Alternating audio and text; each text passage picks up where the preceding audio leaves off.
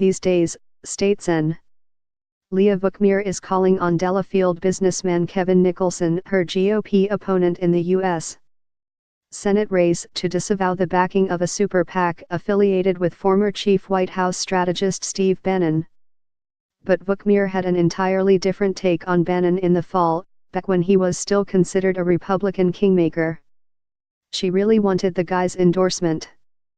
Two sources close to Bannon, who would speak only on background, told the Journal Sentinel that Vukmir, a veteran state lawmaker, was the first of the two Wisconsin GOP candidates to reach out to Bannon.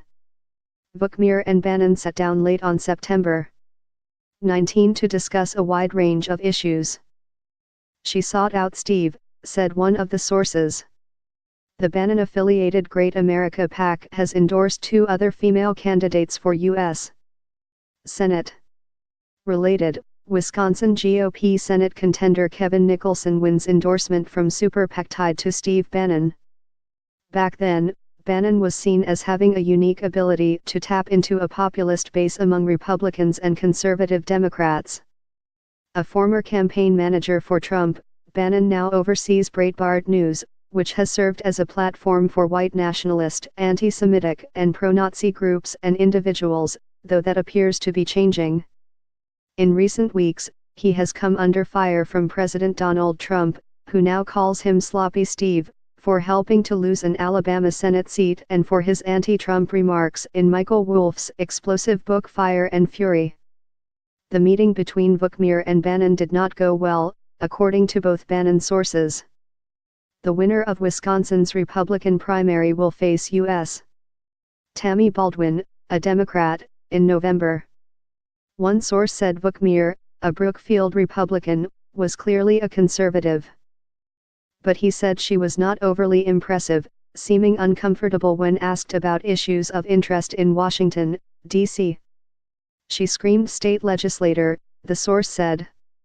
She had almost no idea what she was talking about on federal issues.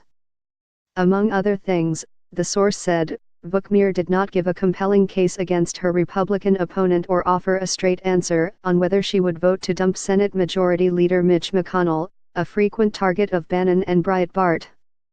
We weren't getting a clear answer about it, the second Bannon source said. Vukmir has said publicly that Bannon never asked her about her position on McConnell. About 2 weeks later, Nicholson met with Bannon and his brain trust. Nicholson, a U.S. Marine veteran, made it clear he favored new U.S. Senate leadership, according to the two sources. Nicholson blew us away, said the Bannon source familiar with the meetings. Think, Arkansas senior, Tom Cotton with charisma. Jessica Ward, Vukmir's campaign manager, dismissed any suggestion that her boss' criticism of the Bannon-affiliated PAC was a case of sour grapes.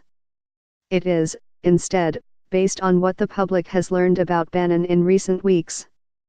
Leah met with Steve, but she never would have had she known that he was undermining President Trump and accusing the president's family of committing treason, Ward said. Bannon has tried to walk back some of his more incendiary comments in the Trump book.